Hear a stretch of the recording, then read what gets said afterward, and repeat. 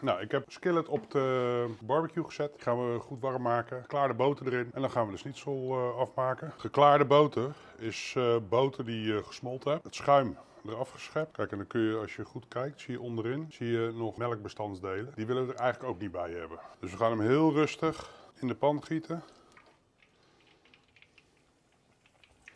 Ondertussen de broodjes even aangrillen. Dat is altijd lekkerder.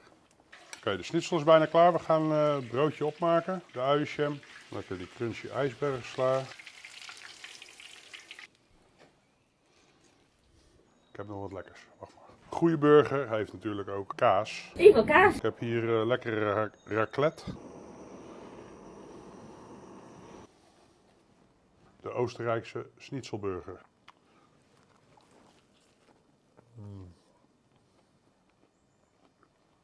Super lekker.